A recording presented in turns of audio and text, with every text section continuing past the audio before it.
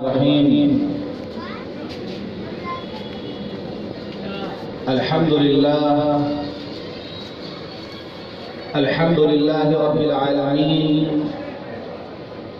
والصلاة والسلام على سيد الأنبياء والمرسلين وخاتم النبيين سيدنا محمد وآله وصحبه أجمعين، ومن تبعهم بإحسان ودعا بدعوتهم إلى يوم الدين. أما بعد، قال الله سبحانه وتعالى في القرآن المجيد والفرقان الحميد: أعوذ بالله من الشيطان الرجيم، بسم الله الرحمن الرحيم. شهر رمضان الذي أنزل فيه القرآن هدى للناس وبينات من الهدى والفرقان. صدق الله العظيم.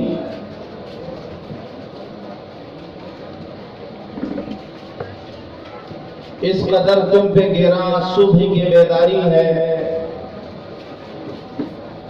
اس قدر تم پہ گراں صبح کی بیداری ہے. ہم سے کب پیار ہے، ہاں نیند تمہیں پیاری ہے. تب آزاد پہ قید رمضاں بھاری ہے، تم ہی کہہ دو یہی آئین وفاداری ہے. قوم مذہب سے ہے، مذہب جو نہیں تم بھی نہیں، جذب باہم جو نہیں محفل انجم بھی نہیں.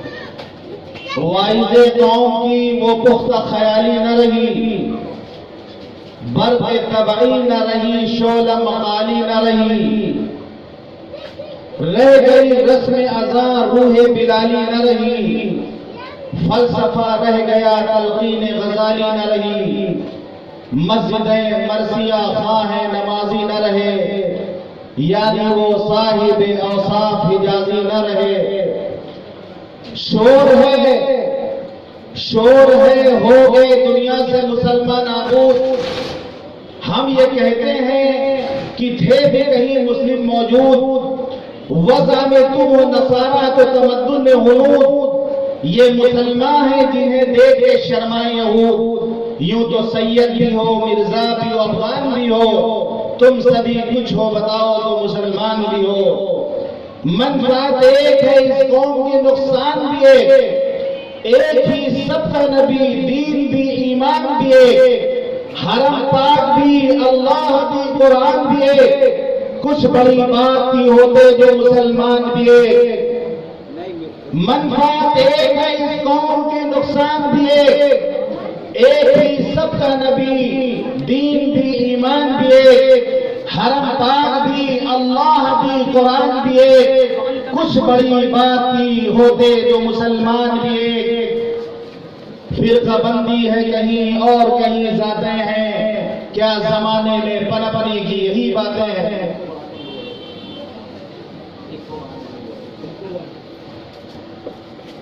محترم بزرگوں، دوستوں اور دینی بھائیوں،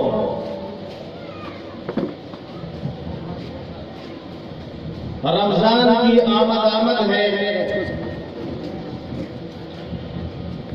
اور رمضان کی آمد کے تعلق سے مختلف مقامات پر لوگ جلسہ منعقد کر رہے ہیں،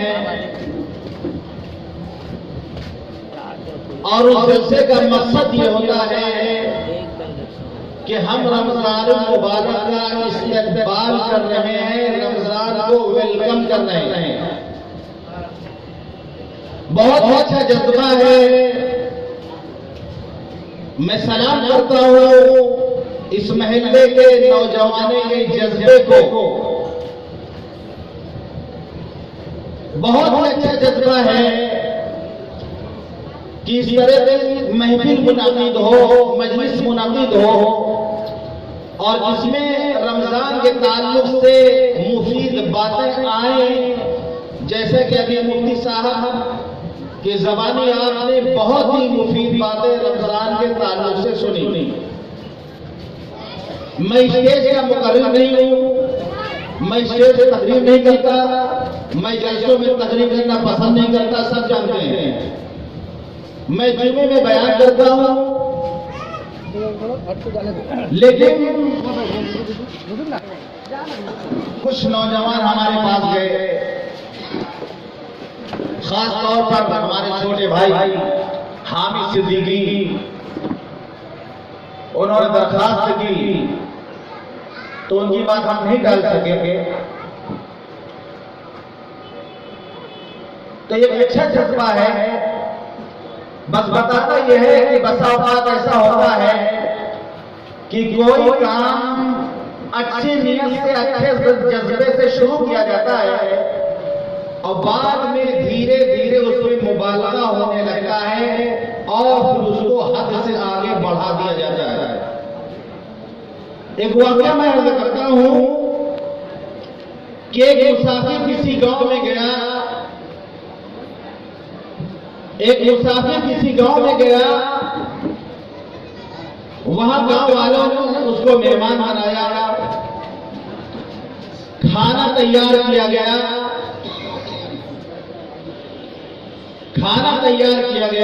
دسترخوان لگا، مہمان کو بٹھایا گیا اور دسترخوان پہ ایک موٹا سا خوب بڑا سا ڈنڈا لا کے رکھ دیا گیا۔ اب مہمان پریشان ہے کہ گاؤں والے اتنا اچھا کھانا بنا کے لائے ہیں، اب اتنا موٹا ڈنڈا کیوں رکھا ہے ان لوگوں نے لا کے دسترخوان پہ؟ ایسا تو نہیں کہ کھانے کے بعد وہ لوگ ہماری پٹائی یا دھلائی کریں گے۔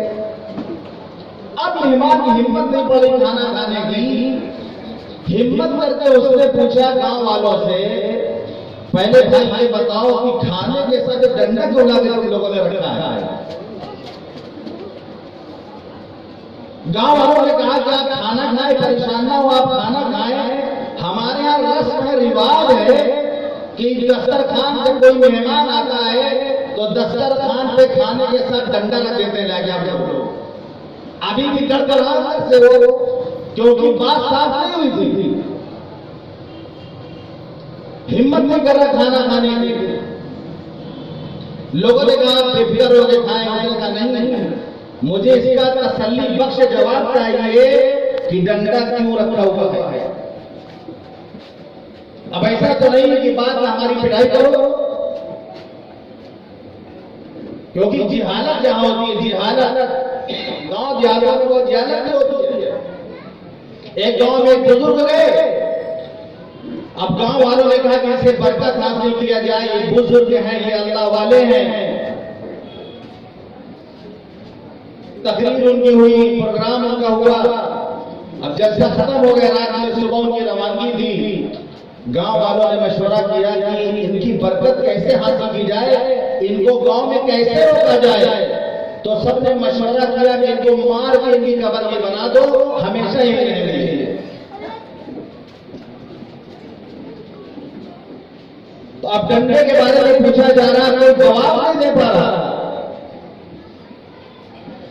ان لوگوں نے کہا کہ بھائی ہمیں بھی نہیں معلوم، ہم لوگ کرتے ہوئے آئے ہیں، دیکھے ہیں کہ ڈنڈا رکھا جاتا ہے تو ہم لوگ بھی لا کے رکھ لیے ہیں۔ اب وہ لگتا ہے وہابی تھا، اس نے کہا بھائی تحقیق کرو، سنی سنائی پہ نہیں یقین کرنا ہے، تحقیق کرو۔ اب ڈھونڈا گیا گاؤں میں، بوڑھا آدمی ملا کہ بھائی آپ یہ بتائیں کہ دسترخوان پہ کھانے کے ساتھ جو ڈنڈا رکھا جاتا ہے وہ کیوں رکھا جاتا ہے؟ اب اس کے بعد وہ بڑے نہیں آئے، انہوں نے ڈنڈے کو دیکھا، معائنہ کیا، غصہ ہوئے کہ بھائی اتنا موٹا اتنا بڑا ڈنڈا تھوڑی رکھا جاتا ہے، اس کا سائز چھوٹا کرو، یہ تو بہت بڑا ڈنڈا ہے۔ کاٹ اس کا سائز چھوٹا کیا گیا ہے، لیکن ابھی بھی خطرہ تو باقی ہے، ابھی بھی اتنا بڑا ہے کہ آرام سے پٹائی ہو سکتی ہے اس سے۔ پھر وہ پریشان ہوا، نہیں بھائی بتاؤ کیوں ڈنڈا رکھتے ہیں آپ کو؟ پھر ڈھونڈا گیا گاؤں میں، پھر تلاش کیا گیا گاؤں میں، پھر ایک بڑے بڑے امیر ان کو پکڑ کے لایا گیا کہ آپ بتائیں کہ ڈنڈا کیوں دسترخوان پہ رکھا جاتا ہے؟ اور اس نے کہا کہ اتنا بڑا ڈنڈا کیوں رکھا جاتا ہے بھائی؟ ایک ہاتھ کے برابر ڈنڈا رکھو جا کر، اتنا بڑا ڈنڈا تم لوگ رکھو، ایک ہاتھ کے برابر ڈنڈا رکھو۔ اب کاٹ کے اس کو ایک ہاتھ کے برابر کر دیا گیا، لیکن خطرہ ابھی بھی باقی ہے، خطرہ ابھی بھی باقی ہے کہ ایک ہاتھ کا ڈنڈا اس سے پڑائی ہو جائے گی۔ پھر اس نے کہا نہیں بھائی اور تجیب کرو، ابھی ہم کھانا نہیں کھائیں گے۔ اب گاؤں میں ضیافت بھی بہت اچھی ہوتی ہے، گاؤں والے ضیافت بھی بہت اچھی کرنا جانتے ہیں، وہ محبت سے کھلاتے ہیں، اخلاص سے کھلاتے ہیں کہ ایک بزرگ گئے مہمان بن کر کے اور رات میں انہوں نے کھانا کھایا اور گھر واپس جانا چاہتے تھے، میزبان نے روکا کہ حضرت آپ رک جائے، صبح چلے جائیے گا، صبح چلے جائیے گا۔ انہوں نے کہا کہ نہیں مجھے جانا ہے، تو لاٹھی لے کے دروازے میں کھڑا ہو گیا کہ جا کے دکھائیے آپ، جا کے دکھائیے۔ حضرت سے کہہ رہا ہمت میں تو جا کے دکھائیے۔ سہارنپور کے علاقے میں تو اے مولوی اے خود پی لے مجھے ثواب مل جاوے، کھڑی بولی ہے، لیکن کیا ہے میرے خلاف سے اندر محبت ہے۔ مولوی صاحب کو لیٹا کے پاؤں زبردستی دبا رہے، اے مولوی ہمیں بھی پیر دبانے دے، ہمیں بھی ثواب مل جاوے۔ تو یہ محبت کا جذبہ ہے۔ تو گاؤں میں ضیافت بھی بہت اچھی ہوتی ہے۔ تلاش کیا گیا، ایک اور بوڑھا ملا، اس کو لے کر کے آئے کہ بھائی یہ بتائیے ہمارے گاؤں میں جو رواج ہے کہ مہمان کے سامنے دسترخوان پہ کھانے کے ساتھ ڈنڈا رکھا جاتا ہے، وہ کیوں رکھا جاتا ہے؟ اس نے کہا ارے بیوقوفو اتنا موٹا اتنا بڑا ڈنڈا نہیں رکھا جاتا۔ کیا رکھا جاتا ہے؟ ہمارے زمانے میں نیم کی سیخ لا کے رکھ دیا جاتا تھا خلال کرنے کے لیے، کھانے کے بعد دانت صاف کرنا خلال کرنا سنت ہے، تو تلکا رکھا جاتا تھا دسترخوان پہ مہمان کے سامنے کہ مہمان کھانا کھانے کے بعد خلال کر لے گا، سنت ادا ہو جائے گی۔ یہ ہوتا تھا، کتنی اچھی بات ہے، مہمان کے سامنے کھانے کے ساتھ خلال کی ڈنڈی رکھ دیا جاتا ہے یا نیم کی سیخ رکھ دی جائے، یہ سنت ہے خلال کرنا۔ تو شروع تو بہت اچھا ہوا تھا، بہت اچھا جذبہ تھا، لیکن بعد والے نے اس کو بڑھانا شروع کیا، بعد والوں نے اس کو بڑھانا شروع کیا، بڑھاتے بڑھاتے بڑھاتے بڑھاتے بات یہاں تک پہنچی کہ موٹا سا ڈنڈا نہ رکھنے لگے سامنے۔ تو بتانے کا مقصد یہ ہے کہ بسا اوقات ایسا ہوتا ہے کہ بہت اچھے جذبے سے کوئی کام شروع کیا جاتا ہے، جذبہ بہت اچھا ہوتا ہے، اس کام کے کرنے والے مخلص بھی ہوتے ہیں، لیکن بعد میں جو آنے والے دیکھتے ہیں اس کو بڑھانے لگتے ہیں۔ جیسے کہ چھوٹی سی کوئی بات ہوتی ہے اور 10 کانوں تک جب وہ پہنچتی ہے تو اس کو کہتے ہیں رائی کا پہاڑ بنانا، کہ جب آپ تحقیق کریں گے تو معلوم ہوگا کہ کوئی بات ہی نہیں تھی، بہت معمولی بات تھی۔ اسی لیے حدیث پاک میں آتا ہے کفا بالمرء کذبا ان یحدث بکل ما سمع، کہ آدمی کے جھوٹا ہونے کے لیے اتنا ہی کافی ہے کہ وہ ہر سنی سنائی بات لوگوں کو بتاتا بھی پھرے، تحقیق نہ کرے۔ آج ہمارے یہاں تحقیق کا جذبہ نہیں ہے، کوئی تحقیق نہیں کرنا چاہتا، کوئی تحقیق نہیں کرنا چاہتا، جذبہ نہیں ہے، بس جو سن لیا آمنا و صدقنا۔ کسی بڑے سے ملے کہ فلاں آدمی ہم کو بہکا رہا، فلاں آدمی عجیب و غریب باتیں کر رہا، وہ مجھے بہکا رہا، میں کیا کروں، مجھے رائے دیں، مجھے مشورہ دیں۔ نہیں، اس کو جو پٹی پڑھا دی جا رہی بغیر کسی تحقیق کے وہ اس کو قبول کرنے کو تیار ہے۔ مثال کے طور پر ابھی رمضان مبارک کا مہینہ ہے، 20 رکعت تراویح پڑھنی ہے، 20 رکعت تراویح سنت ہے۔ کچھ لوگ ہو سکتا ہے ملے آپ سے یہ کہیں کہ بھائی ہمارے 8 رکعت تراویح ہوتی ہے، شارٹ کٹ میں کام ہو جائے گا، چلو 8 رکعت پڑھ لو۔ اب کیا آسانی ہم کو ملی، اب ہم جا کے 8 رکعت میں شامل ہو گئے، 20 ہم نے چھوڑ دیا۔ تحقیق کریں، پہلے تحقیق کریں۔ اگر آپ کو لگتا ہے کہ نہیں 8 پڑھنا زیادہ بہتر ہے تو خوشی سے جا کے 8 رکعت پڑھیں۔ جو لوگ پڑھتے ہیں وہ پڑھیں، لیکن جو 20 پڑھتے ہیں وہ بیس چھوڑنے کی وجہ پہلے معلوم کریں کہ ہم کیوں چھوڑنا چاہتے ہیں، ہم کیوں جا رہے ہیں۔ اس پر بہت سی بحث ہے، علماء کے درمیان بحثیں ہیں۔ میں صرف دو بات کہنا چاہتا ہوں، صرف دو بات۔ پہلی بات، ہم 20 رکعت اس لیے پڑھتے ہیں کہ صحابہ کرام نے تراویح کی نماز 20 رکعت پڑھی ہے، اور ہم لوگ نہیں جانتے۔ صحابہ کرام نے 20 رکعت تراویح کی نماز پڑھی، اس لیے ہم 20 پڑھتے ہیں۔ نمبر 2، حرم شریف میں مسجد نبوی میں 20 رکعت تراویح جماعت سے ہوتی ہے، اس لیے ہم بھی اپنی مسجد میں 20 رکعت تراویح پڑھتے ہیں۔ آپ زیادہ بڑے مفکر ہیں، آپ زیادہ بڑے محدث ہیں، آپ زیادہ بڑے قابل ہیں، آپ زیادہ جانتے ہیں، آپ کو زیادہ معلومات ہے، آپ کو اگر لگتا ہے کہ 8 رکعت دیتے تو آپ پڑھیں، شوق سے پڑھیں، لیکن ہمیں ڈسٹرب نہ کریں، ہمیں نہ بہکائیں، ہمیں نہ بہکائیں، کیونکہ پوری امت کا اجماع ہے اس بات پر کہ تراویح 20 رکعت ہے۔ سارے صحابہ نے 20 رکعت تراویح ادا کی، اور آج بھی حرم شریف میں مسجد نبوی میں 20 رکعت تراویح ہوئی ہے۔ تو اگر کوئی نئی بات ہمارے سامنے آئے تو اس کی تحقیق کریں، پہلے تحقیق کیے بغیر عمل نہ کریں۔ قرآن میں تعریف کی گئی ہے ان بندوں کی، اللہ فرماتا ہے وَإِذَا ذُكِّرُوا بِآيَاتِ رَبِّهِمْ لَمْ يَخِرُّوا عَلَيْهَا صُمًّا وَعُمْيَانًا، کہ جب ان کے سامنے اللہ کی آیتوں کے بارے میں بتایا جاتا ہے، ذکر کیا جاتا ہے، تو اندھے اور بہرے ہو کر اس پر گر نہیں جاتے، اس کی تحقیق کرتے ہیں۔ وہ تحقیق کرنے کے بعد اگر مطمئن ہوتے ہیں تو پھر جو ہے اس پر وہ عمل کرتے ہیں۔ تو یاد رکھیے، آپ اپنے اندر تحقیق کا جذبہ پیدا کیجیے۔ کوئی نئی بات سامنے آئے، آپ عالم سے رابطہ کریں۔ آج یہودیوں کی یا یہودی اینڈ کمپنی جو ہے، ان کے جو ایجنٹ ہیں، ان کی پوری پلاننگ یہ ہے کہ عوام کا تعلق علماء سے کاٹ دو، یعنی کنیکشن، بجلی کا تار کا کنیکشن پاور ہاؤس سے کاٹ دو۔ اگر تار کا کنیکشن پاور ہاؤس سے کاٹ دیا جائے گا، بجلی سپلائی نہیں ہوگی، تاریکی چھا جائے گی، اندھیرا چھا جائے گا، اندھیرے میں لوگ ٹامکوئیاں ماریں گے، ان کو کچھ سجھائی نہیں دے گا کہ راستہ کدھر ہے، جانا کدھر ہے، انہیں کچھ سمجھ میں نہیں آئے گا۔ یہ یہودیوں کی آج بہت بڑی سازش ہے کہ عوام کو علماء سے دور کر دو، عوام کو علماء سے دور کر دو، عوام کے تعلق کو علماء سے ختم کر دو، علماء کے بارے میں اتنی برائی کرو، عوام میں اتنی غلط باتیں پھیلاؤ کہ ان سے بدزن ہو کر کے دور ہو جائے۔ یہ اس وقت کا باطل کی سب سے بڑی محنت ہے۔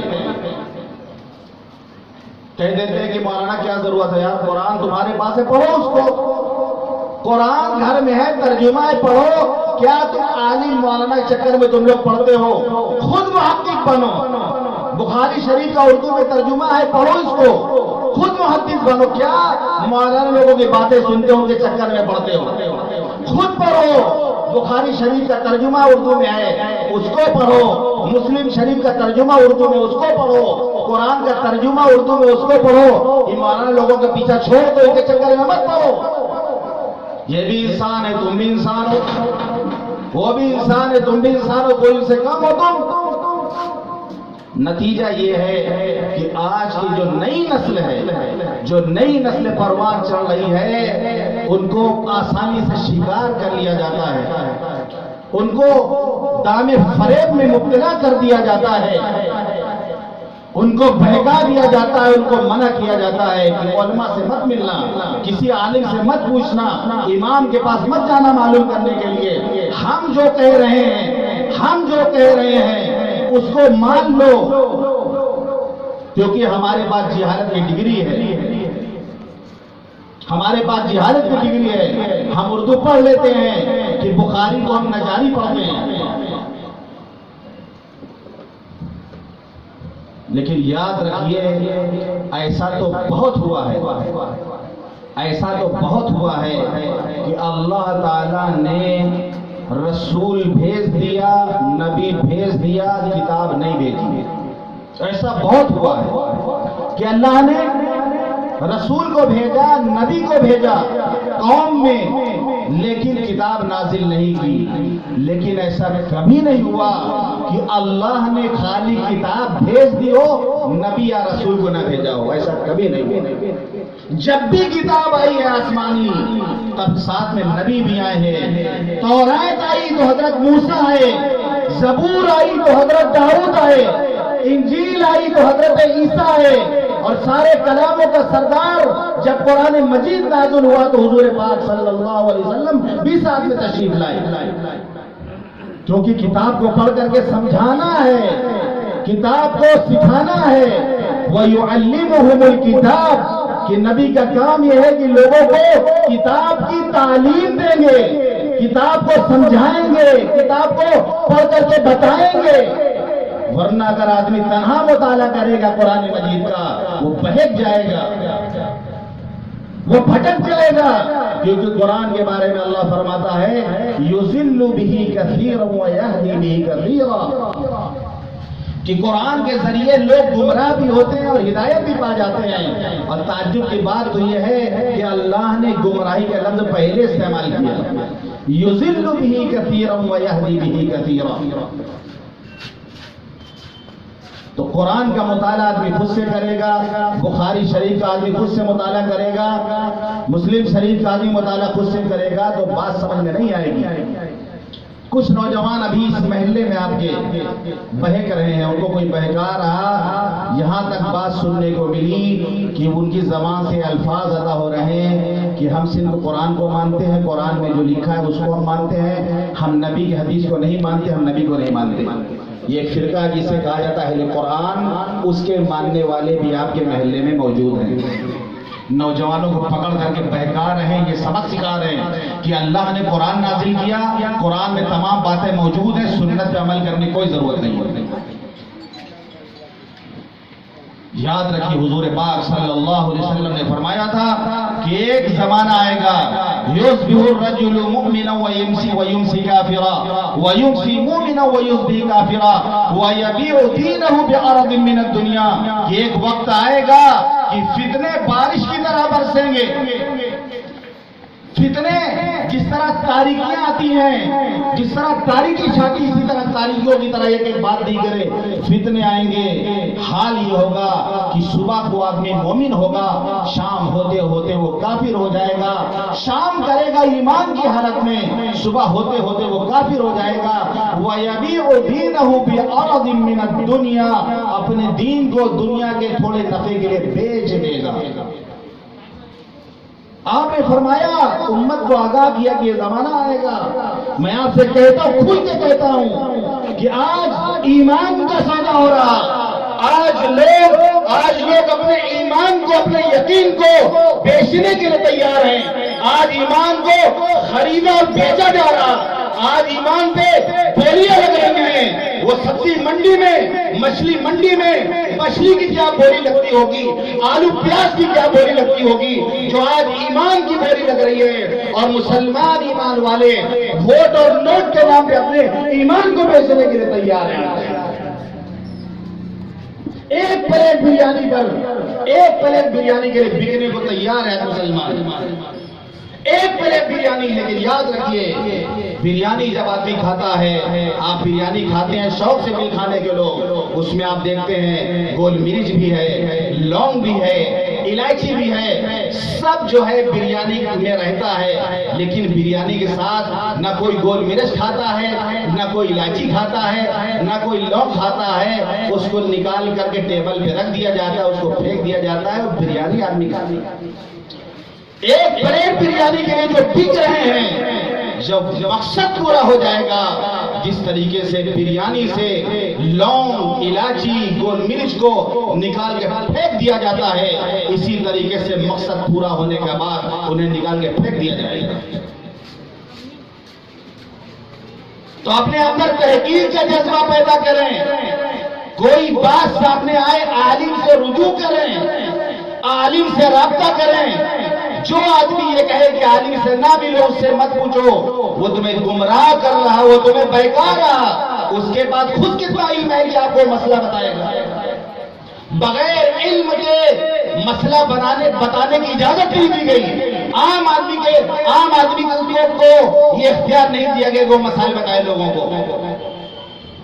آج جس کو دیکھو مفتی بنا ہوا ہے.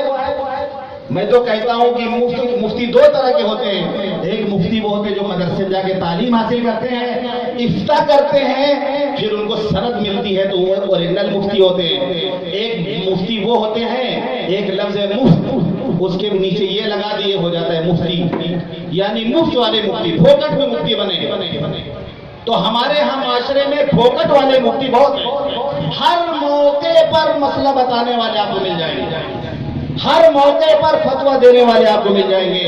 لیکن یہ جن کے آگے لگی ہوئی ہے تو مفت کے, اپنے پیچھے یا لگا لیا بن گئے مفتی, کی بات نہیں ماننا.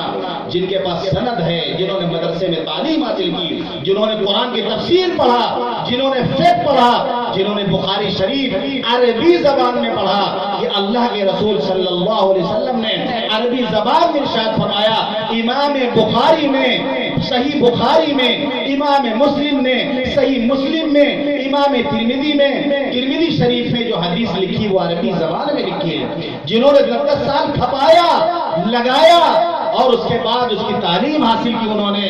امام بخاری رحمۃ اللہ علیہ نے اس موقع پر یہ باب کیوں باندھا, اس موقع پر یہ باب کیوں باندھا, یہ باب باندھنے کے بعد یہ حدیث لائے ہیں. اس حدیث کا تعلق اس باب سے سمجھ میں نہیں آ رہا کہ باب تو کچھ اور باندھا ہے, باب کچھ اور باندھا ہے, حدیث کچھ اور نقل کر رہے ہیں. لیکن نہیں, امام بخاری کا مقصد کیا ہے وہ ایک محدث بتائے گا.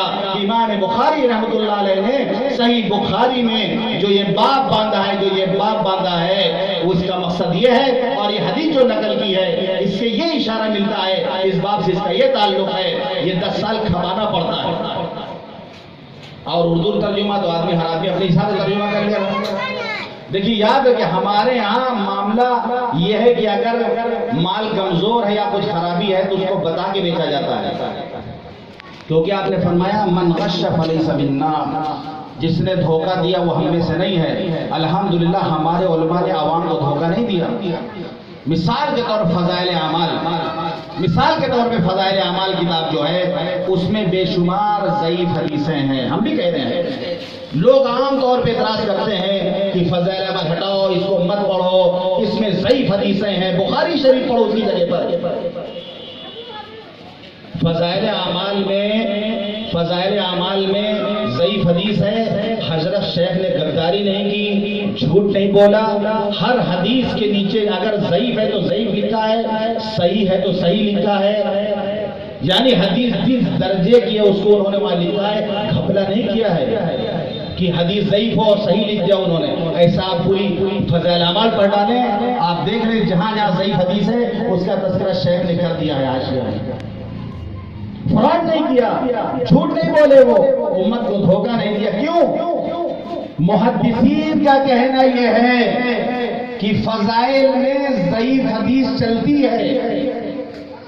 ضعیف حدیث کا مطلب آپ یہ نہ سمجھیں کہ حدیث ہی نہیں ہے. ضعیف حدیث کا مطلب یہ ہوتا ہے اس کا کوئی راوی ایسا ہوتا ہے جس سے کبھی سہو ہو گیا یا اس کے اندر تقویٰ نہیں تھا تو اس کو حدیث ضعیف کہہ دیا جاتا ہے.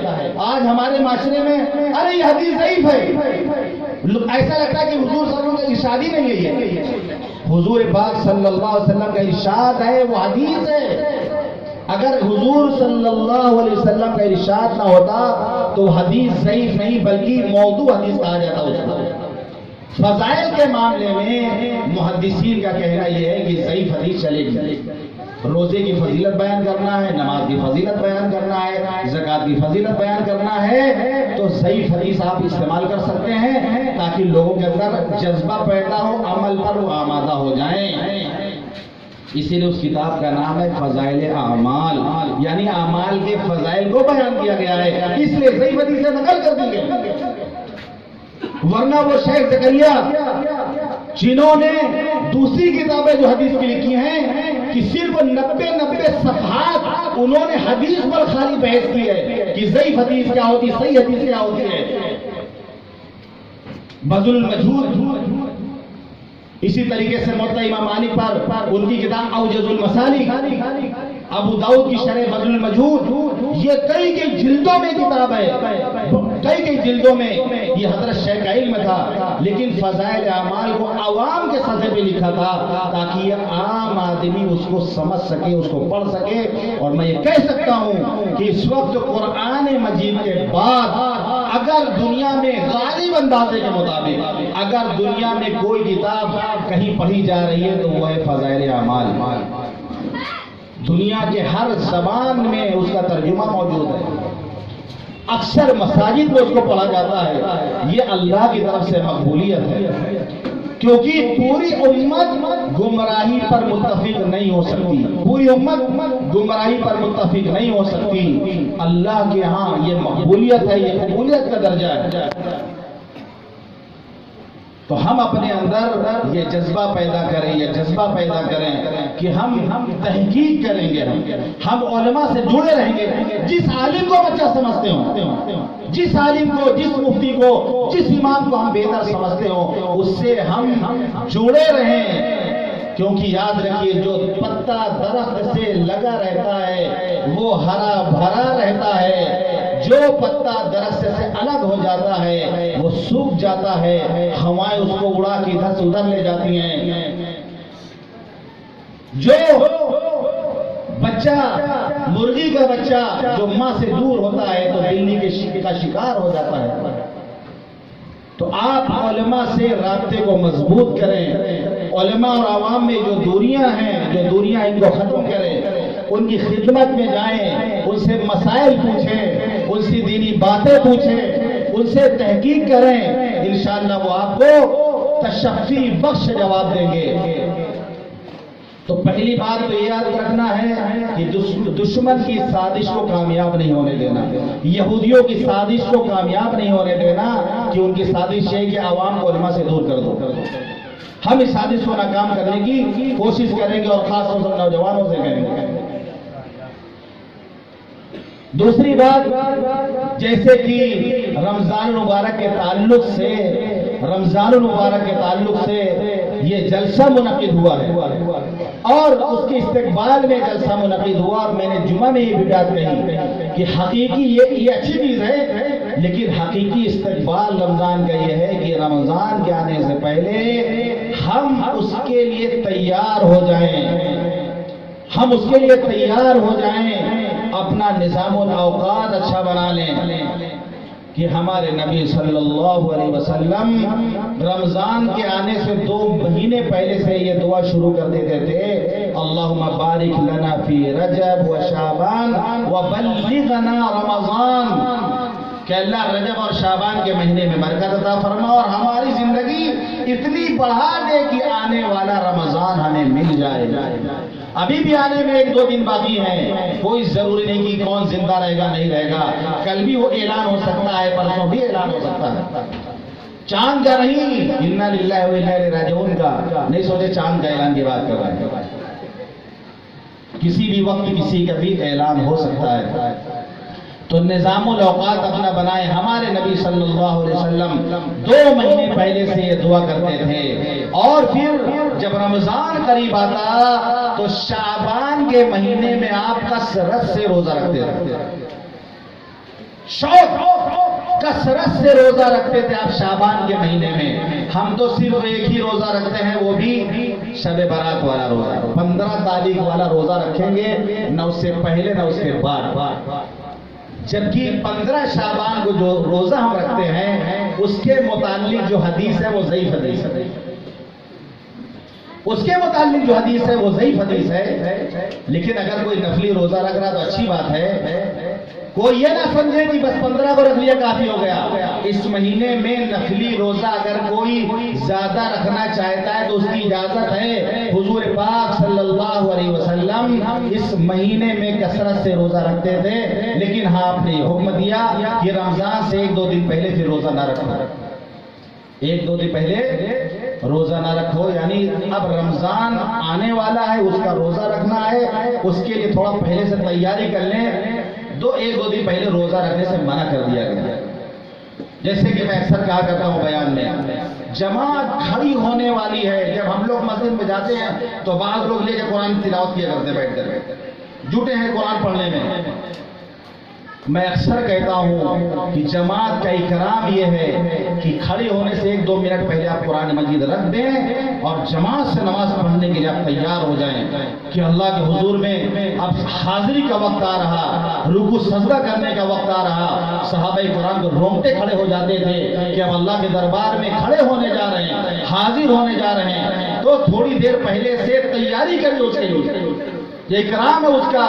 اسی طرح رمضان سے 1-2 دن پہلے روزہ رکھنے سے منع کر دیا گیا کہ رمضان کی تیاری کر لو۔ تو نظام الاوقات بہت عمدہ بنائیں گے، بہت اچھا بنائیں گے۔ 30 دن کے لیے ڈائری بنا لیجئے کہ یہ آئٹم سحری میں کھانا ہے اور یہ آئٹم افطاری میں کھانا ہے۔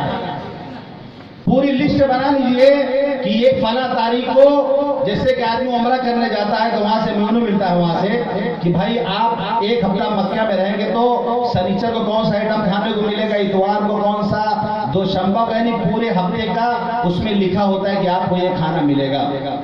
آپ لوگ بھی بنا لیجئے کہ افطاری میں کیا کیا آئٹم بنے گا، پورے 30 دن کیا کیا آئٹم بنے گا، سحری میں کیا کیا کھانا ہے، اس کے جو ہے نظام پورا بنا لیجئے۔ کیونکہ ہمارا حال یہ ہے کہ شاعر تھے ہمارے فیض آباد کے رہنے والے۔ فیض آباد تو بہت ہی سینسیٹیو، بہت ہی حساس جگہ ہے۔ آپ لوگ جانتے ہیں ایودھیا فیض آباد کا معاملہ جب آتا ہے کہ انہوں نے مزاحیہ انداز میں وہ شاعری کرتے تھے، مزاحیہ انداز میں لیکن سچی بات کہتے تھے۔ انہوں نے اپنے فیض آباد کے بارے میں ایک بار کہا کہ یہ کے خاطر کرو جہاد، مٹے وشو سے آتنکواد، باپ کی نالائق اولاد تو اسے تو اچھے جلاد، بڑے بہادر بنت ہو بیٹا آئے کہ دیکھو فیض آباد۔ تو اس طریقے سے وہ شاعری کرتے تھے، اس طریقے سے ان کی شاعری ہوتی تھی کہ مزاحیہ انداز میں وہ سچی بات کہتے تھے۔ 2-3 شعر ان کے یہ ہیں کہ ایک گوالا دودھ میں اپنے ڈال چکا جب جل، ایک گوالا دودھ میں اپنے ڈال چکا جب جل، چلے لاکھ تو ہنس کے بولا جے ہو راجا نل۔ اسی طرح انہوں نے کہا کہ اسپتال میں جات ہے کاہے، غریب مفلس لوگ، یوپی کے جو لوگ ہیں وہ آسانی سمجھتے ہوں گے، ہم کو تو بہت آرام سے سمجھ میں آ رہا، شاید آپ لوگوں بھی سمجھ میں آتا ہو، آ رہا سمجھ میں۔ انہوں نے کہا اسپتال میں جات ہے کاہے، غریب مفلس لوگ، آئس دوائی دے ڈاکٹر، روگی رہے نہ روگ۔ اسی طرح انہوں نے آپ لوگوں کو اس جلسے کو جو ہمارے محلے میں ہوتا ہے دیکھ کے کہا کہ جمن جب میلاد کرائیں آئے ملیاٹ، جمن جب میلاد کرائیں آئے ملیاٹ، اور دوسرے روز جب چلا ویڈیو جٹے 560۔ اگر ابھی آپ کے میدان میں جو ہے میچ لگا، IPL کے لیے اسکرین لگا دیا جائے تو اس میں کلکتہ کا جو میچ ہوگا وہ دکھایا جائے گا، کیا ماشاءاللہ کیا زبردست بھیڑ ہوگی، کیا بھیڑ ہوگی اس کو دیکھنے کے لیے، گر پڑیں گے ایک دوسرے کے اوپر۔ لیکن جلسہ ہوتا ہے تو کرسیاں خالی ہوتی ہیں، لیکن اس جلسے کے بارے میں نہیں کہہ رہا ہوں، ماشاءاللہ یہاں کرسیاں بھری ہوئی ہیں، یہاں لوگ بہت ہیں اور دور تک لوگ نظر آ رہے ہیں، آگے تو اندھیرا ہے نہیں سمجھ میں آ رہا، اور جہاں تک امید کرتے ہیں کہ لوگ ہوں گے، گھروں میں عورتیں بھی سن رہی ہوں گی اور میدانوں میں بھی لوگ سن رہے ہوں گے کیونکہ مائک دور تک لگا ہوا ہے۔ تو ہم آپ لوگوں کے جذبے کو سلام کرتے ہیں کہ آپ جو ہے اپنا وقت نکال کر کے دین کی باتیں سننے کے لیے آپ آئے ہیں۔ اس سے پتہ چلتا ہے کہ ہمارے اندر شوق ہے، جذبہ ہے سننے کا اور معلوم کرنے کا جذبہ ہمارے اندر، یہ بہت ہی اچھا جذبہ ہے۔ تو میں یہ رمضان کے تعلق سے عرض کر رہا تھا کہ لسٹ جو بنتی ہے وہ افطاری کی بنتی ہے، سحری کی بنتی ہے۔ تو رفیق شادانی نے کہا کہ نماز روزہ سفرت نہیں، یعنی اب بڑھاپا ہے، نماز روزہ تو نہیں ہوتا ہے، نماز روزہ سفرت نہیں، کا سحری افطاری نہ کھائی، نماز روزہ سفرت نہیں، کا سحری افطاری نہ کھائی، تو سنت تو ادا کری تھی، کا ایک دم کافر ہو جائی، یعنی سحری کھا لیتے افطاری کر لیتے ہیں، دو سنت تو ادا کر رہے ہیں، اب کافر سمجھ لیے ہوں گے۔ نظام الاوقات بنانا ہے، اس انداز سے بنانا ہے، یہ تو میں منفی انداز میں بتا رہا تھا۔ اپنے وقت کو آپ فارغ کریں، اپنے وقت کو آپ فارغ کریں، جیسے کہ میں نے جمعہ میں کہا تھا کہ ہم لوگوں کا حال یہ ہے کہ بل تؤثرون الحیات الدنیا، کہ ہمارا حال یہ ہے کہ ہم ہر حال میں دنیا کو دیکھتے ہیں، دنیا کی زندگی کو آخرت کی زندگی پر ترجیح دیتے ہیں کہ رمضان کا مہینہ آتا ہے یہاں پر بھی ہائے دنیا کہ رمضان عبادت کا مہینہ ہے، رمضان تلاوت کا مہینہ ہے، رمضان ریاضت کا مہینہ ہے، رمضان صبر کا مہینہ ہے، رمضان حلم کا مہینہ ہے، یہ اچھی صفات اپنے اندر لانے کا یہ مہینہ ہے۔ تو اس کے لیے ہم تیاری کریں گے، اس کے لیے محنت کریں گے، اس کے لیے ہم مجاہدہ کریں گے، اس کے لیے ہم وقت دیں گے، تب یہ چیزیں ہمارے اندر آئیں گی۔ رمضان کے بارے میں کہا گیا وَهُوَ شَهْرُ الصَّبْرِ وَهُوَ شَهْرُ الصَّبْرِ، یہ رمضان صبر کا مہینہ ہے کہ آدمی روزہ رکھے ہوئی ہے، بھوک بھی لگی ہے، پیاس بھی لگی ہے، بھوک میں آدمی چڑچڑا بہت ہو جاتا ہے، جی بہت غصہ آتا ہے، معمولی بات پر آدمی غصہ بہت لگتا ہے اس کو کہ دل کرتا ہے کسی کا جا کے منہ نوچ لے، دل کرتا ہے کسی کو ایک پھیٹ مارتے جا کر، یعنی چیچڑا پر اس کے اندر ہوتا ہے کیونکہ بھوکا ہے صبح سے، پیٹ خالی ہے، پیاس لگی ہے۔ تو کہا گیا وَهُوَ شَهْرُ الصَّبْرِ، صبر کا مہینہ ہے کہ اگر کسی سے تمہاری کوئی لڑائی جھگڑا ہو جائے تو فائٹنگ تان نہیں لینا ہے، مارنے کے لیے برداشت۔ حدیث پاک میں تھا حضور پاک صلی اللہ علیہ وسلم فرمایا کہ اگر کوئی روزے سے ہو اور کوئی اس سے بحث کرے تو اس سے وہ کہہ دے کہ بھائی میرا روزہ ہے، یہ کہہ کے آگے بڑھ جائے۔ قرآن کہتا وَإِذَا خَاطَبَهُمُ الْجَاهِلُونَ قَالُوا سَلَامًا، جو اللہ کے بندے ہوتے ہیں، جو عباد الرحمن ہوتے ہیں، ان کا معاملہ یہ ہوتا ہے کہ جاہل لوگ جب ان سے مخاطب ہوتے ہیں، قرآن کہتا وَإِذَا خَاطَبَهُمُ الْجَاهِلُونَ، جب جاہل لوگ ان سے مخاطب ہوتے ہیں، تو جس کا جو معیار ہوگا اسی انداز سے مخاطب ہوگا۔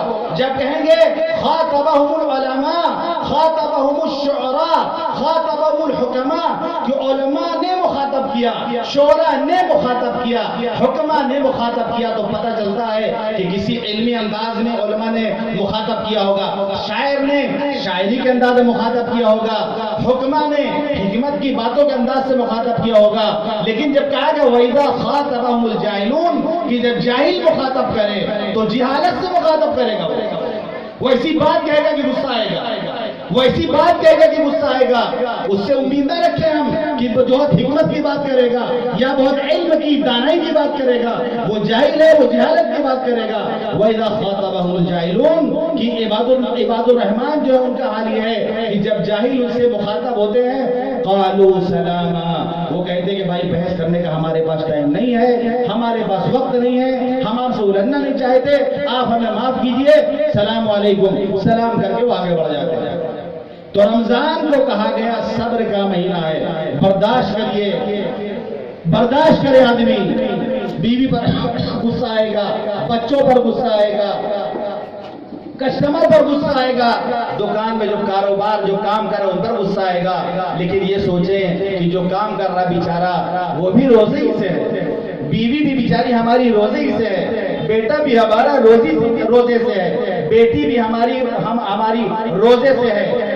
تو صبر کا مزاج پیدا کرنے کے لیے یہ رمضان کے حلم، یعنی ہمارے اندر بردباری آ جائے، یہ حلم کا مہینہ ہے۔ ہم نے اس کو حلیم کا مہینہ بنا لیا، ہم نے اس کو حلیم کا مہینہ بنا لیا۔ کچھ ہو چاہے نہ ہو، رمضان میں حلیم ضروری ہے۔ اب ماشاءاللہ حلیم کی بکری بھی کہ یہاں سے لے کے ناخدم مسجد تک لوگ حلیم کھانے جاتے ہیں، بلکہ حلیم کھانے یہاں سے لے کے جو ہے آپ خدر پور مٹیا برس تک لوگ جاتے ہیں۔ تو یہ حلم والا مہینہ ہے، صبر والا، برداشت والا، اپنے اندر بردباری پیدا کرنے والا مہینہ، اس کو ہم نے حلیم کا مہینہ سمجھ لیا ہے۔ منع نہیں کیا گیا آپ افطاری کر کے حلیم بھی کھائیں، شوق سے کھائیں آپ، لیکن احکامات کی پابندی ضروری ہے۔ جو مقصد ہے اس کا پورا کیا جائے۔ گھر میں دہی بڑا اگر بنا ہے تو بنا اچھی بات ہے، لیکن جب تک مؤذن اللہ اکبر اللہ بڑا ہے نہ کہہ دے آپ دہی بڑا نہ کھائیں۔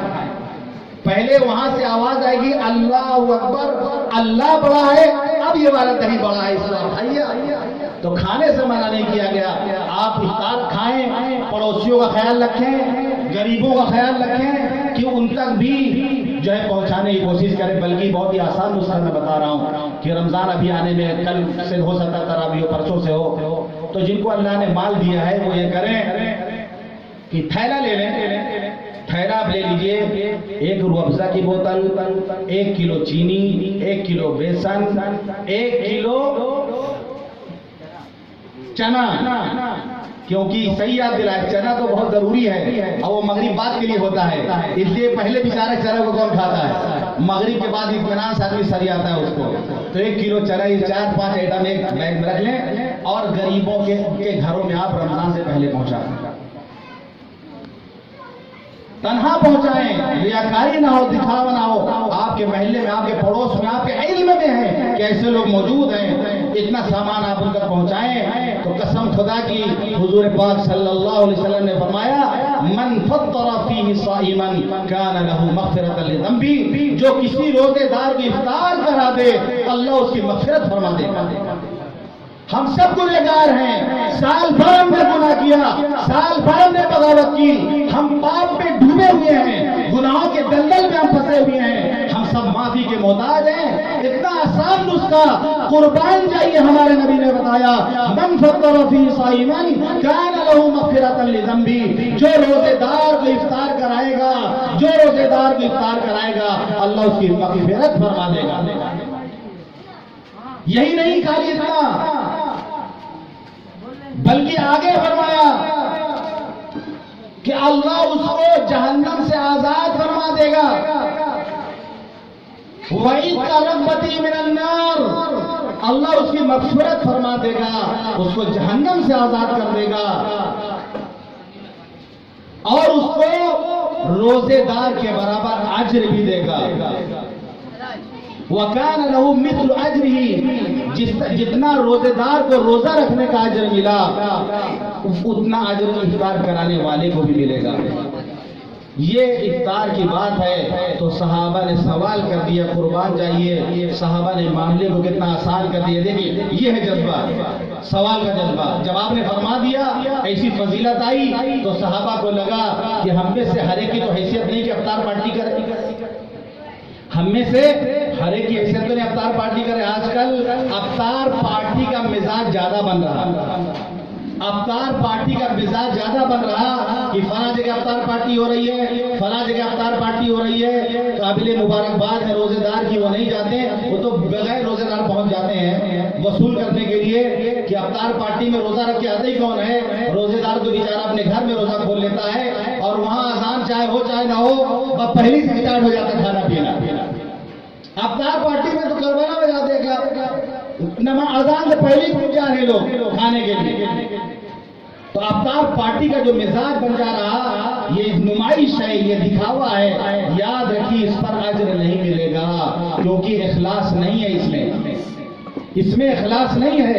اگر کوئی اللہ کا اتنا جو ہے مخلص بندہ ہے کہ وہ افطار پارٹی کرتا ہے لیکن نیت اس کی اچھی ہے تو اس کے لیے اجازت ہے، لیکن عام طور پر دکھاوا ہوتا ہے، ریاکاری ہوتی ہے کہ لوگ دیکھیں کہ فلاں آدمی نے افطار پارٹی کا انتظام کیا ہے، اور اس میں بھی ہوتا ہے کہ بڑے بڑے لوگوں کو بلایا جاتا ہے، غریبوں کو چھانٹ دیا جاتا ہے، جو روزانہ عمدہ سے عمدہ کھاتے ہیں انہی کے لیے انتظام ہوتا ہے، جن کو نہیں ملتا ان کو بلایا نہیں جاتا۔ آپ نے فرمایا بدترین کھانا ولیمے کا وہ کھانا ہے جس میں مالداروں کو بلایا جائے، غریبوں کو بھگا دیا جائے۔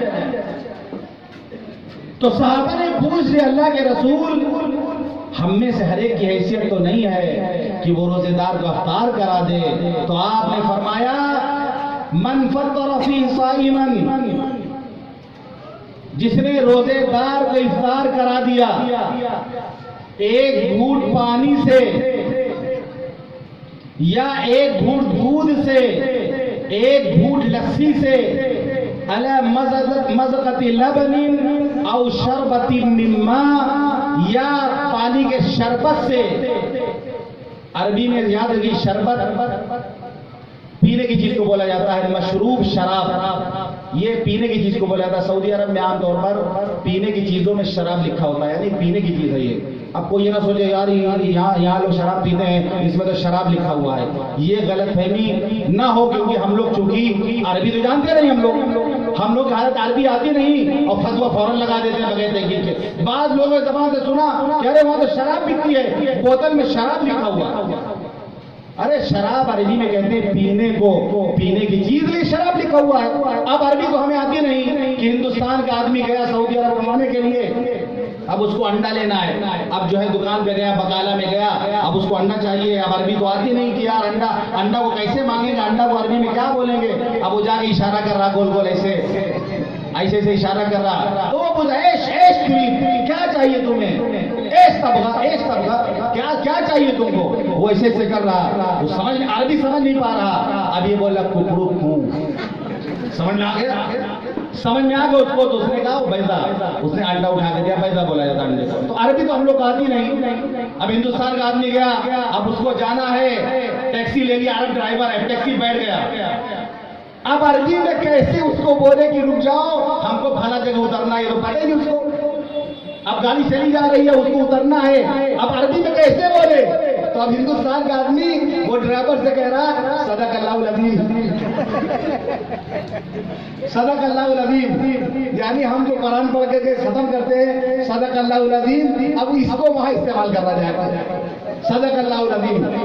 بیچ میں اس لیے میں سنا دے رہا ہوں تاکہ آپ سوئیں نہیں، تو آدمی تحقیق نہیں کرتا، اب وہ شراب جو مطلب ہوتا ہے شراب، مشروب، شربت کی مما، پانی کا گھوٹ سے افطار کرا دے، تو آپ نے فرمایا اس کو بھی اتنا ہی اجر ملے گا، اور آگے آپ نے فرمایا وَمَنْ أَشْبَعَ صَائِمًا، اور جو کسی روزے دار کو پیٹ پر کھانا کھلا دے، جو کسی روزے دار کو پیٹ بھر کھانا کھلا دے، سقاہ اللہ تعالی من حوض شربتا لا یظمأ حتی یدخل الجنہ، کہ کل قیامت کے دن اللہ تعالی ہمارے حوض سے، حوض کوثر سے اس کو ایسا جام پلوائے گا کہ جنت میں داخل ہونے تک اس کو پیاس نہیں لگے گا، جو کسی روزے دار کو پیٹ بھر کھانا کھلا دے، یہ فضیلت بتائی گئی ہمیں، ہمارا مذہب سکھاتا ہے، بتاتا ہے، قسم خدا کی انسانیت کا درد، انسانیت کا جذبہ ہمارے اندر اگر آ جائے تو ہمیں کھا کے وہ مزہ نہ آئے جو دوسروں کو کھلا کے مزہ آتا ہے،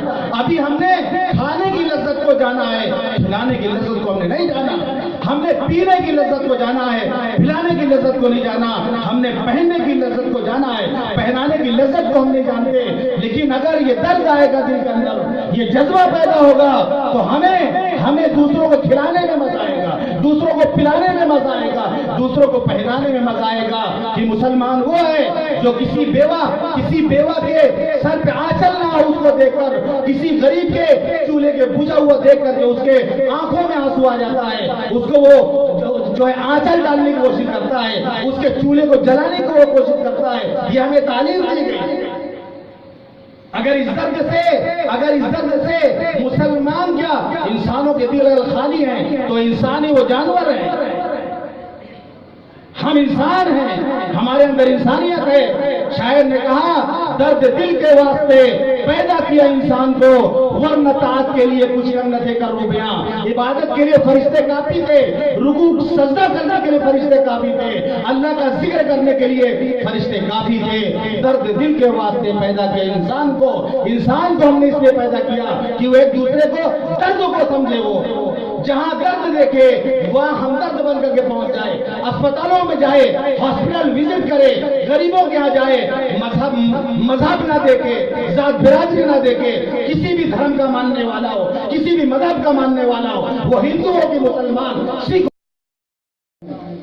ماں کو لائے گیا میدان میں، جب ماں آئی وہ اپنا منہ ماں کے کان کے پاس لے گیا جیسے کچھ کہنا چاہ رہا ہو، اور ماں کے کان میں اس نے دانت کاٹ لیا، ماں کے کان میں اس نے دانت کاٹ لیا، ماں بلبلا گئی، لوگوں نے کہا کتنا ظالم آدمی ہے، ماں کو پریشان کرا، دنیا سے جانے والا ہے، ماں کے کان میں دانت کاٹ رہا ہے، اس کو تکلیف پہنچا رہا ہے، تو اس نے کہا اس وقت جو ہم یہاں پر پہنچے ہیں، جو ہم کو سولی پہ چڑھایا جا رہا، ہمیں پھانسی کا جو حکم ملا ہے، اس میں میری ماں کا ہاتھ ہے۔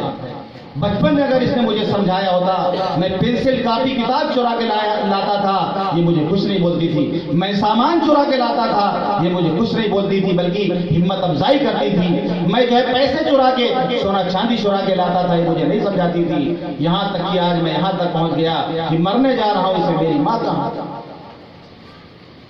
یہ سچائی ہے، اللہ قرآن میں کہتا ہے کہ ربنا انا اطعنا سادتنا وکبرانا فاضلونا السبیلا ربنا آتهم ضعفین من العذاب والعنهم لعنا کبیرا،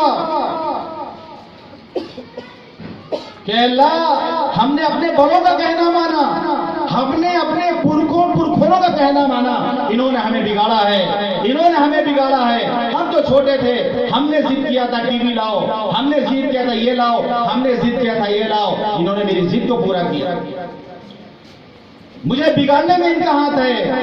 ربنا آتہم ضعفین من العذاب، اللہ ہم نے اپنے بڑوں کا کہنا مانا، آج تو انہیں دوگنا عذاب دے. وَلْعَنْهُمْ لَعْنًا كَبِيرًا، ان پر سخت لعنت فرما.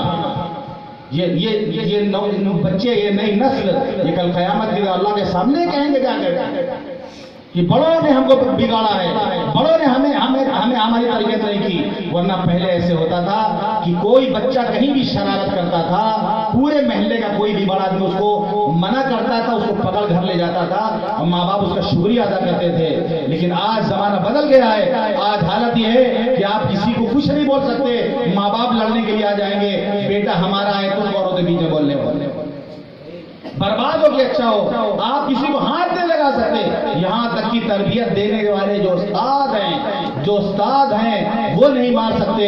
ایسا بھی سننے میں آیا کہ استاد نے خالی مار دیا تو تھانے تک گارجین پہنچ گئے، تھانے تک پہنچ گئے کہ اس کو سسپینڈ کیا جائے ٹیچر کو، اس نے میرے بچے کو مارا.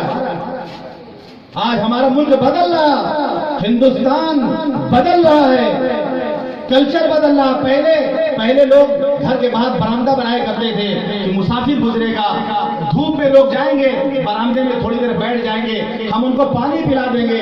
ابھی تو گھر اس طرح بناتا ہے کہ جو ہے کچھ بچتا ہی نہیں. اور اگر خدا نخواستہ برسات کے میں پناہ لینے کے لیے کوئی ہمارے دروازے پہ کھڑا بھی ہو جاتا ہے، ہٹو آگے جاؤ، یہاں کہاں کھڑے ہو کر کے، چلو آگے جاؤ.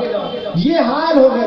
ہم پہلے جاتے تھے اپنے دیہاتوں میں، ہمارے یہاں جو دیہات میں جاتے تھے، پیاس لگتی تھی کنویں میں پانی پینے کے لیے جاتے تھے تو ہندو عورتیں ہوتی تھی، وہ کہتی تھی بیٹا ہم تم کو ایسے پانی نہیں پلائیں گے. ہم جائیں پہلے گھر جاتی تھی، گڑ یا اس زمانے میں چینی تو نہیں ہوتی تھی، گڑ ہوتا تھا یا بتاشا ہوتا تھا، اس کو کھلاتی تھی، اس کے بعد پھر پانی پلاتی تھی کہ بیٹا ہم خالی پانی تم کو نہیں پلائیں گے. یہ ہندوستان تھا ہمارا. یہ آپس میں پریم، یہ محبت تھی ہمارے درمیان کہ وہ مسلم ہو کہ ہندو ہو، لیکن آپس میں پریم، آپس میں محبت، ایک دوسرے کے دکھ درد میں شریک ہوتے تھے، ایک دوسرے کے غم میں شریک ہوتے تھے، خوشی میں شریک ہوتے تھے. لیکن آج بدل رہا ماحول بدل رہا، مزاج بدل رہا. اس بگاڑ میں بڑوں کا بہت بڑا ہاتھ ہے. ماں تو ہندی ناری ہے، بیٹی انگریز بنی ہوئی گھوم رہی. ماں سلوار کمبل پہنے ہوئی ہے، بیٹی اسکرٹ اور جینس پہنے گھومتی ہے. ماں ساڑی پہنتی ہے، ہندوستانی پہناوا پہنتی ہے، بیٹی جینس میں گھوم رہی ہے اس کے ساتھ. یہ سوچنا چاہیے ہم تو بھارت ناری ہیں، یہ ہماری بیٹی کا کیا ہوگا، یہ ہماری بیٹی کا کیا ہوگا. یہ تو انگریز بنی ہوئی ہے، جس انگریز کو ہم لوگوں نے مل کر کے اس ملک سے بھگایا تھا، ہندو مسلمانوں نے مل کر اس ملک سے بھگایا تھا. جب ان کی غلامی کرنی تھی تو بھگانے کی ضرورت ہی کیا تھی. کم از کم وہ رہتے تو دو چار ہاوڑا پل اور تو بنا دیتے. وہ لوگ وہ رہتے تو دو چار ہاوڑا پل اس طرح اور بن جاتا. کیا ضرورت تھی جب ان کی غلامی کرنی ہے تو بھگانے کیا ضرورت تھی.